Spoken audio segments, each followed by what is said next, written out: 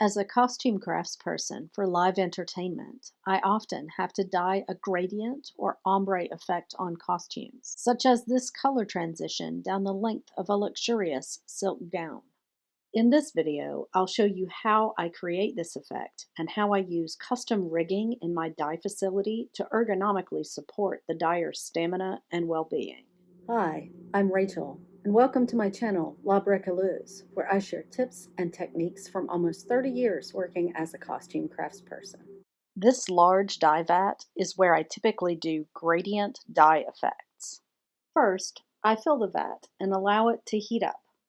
This takes a while because the vat capacity is 60 gallons. For a gradient dye process, I only use about 40 gallons.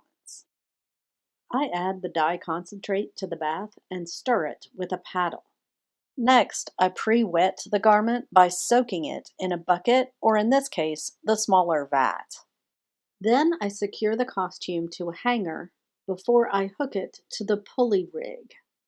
The pulley's line is belayed at a cleat on the wall beside the vat. The key to a smooth gradient is to keep the costume moving up and down, in and out of the dye bath. If it hangs stationary with the lower section in the dye bath, a water line will form between the dark dyed hem and the lighter dyed upper section. Sometimes that might be a desired effect, but it's not a smooth gradient transition.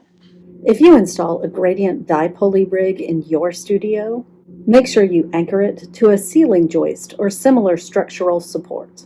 Wet costumes are surprisingly heavy. Without a pulley rig like mine to support the process, the strain of lifting heavy, wet costumes in and out of the dye bath for the time required to produce the effect can injure a worker's back, shoulders, and arms.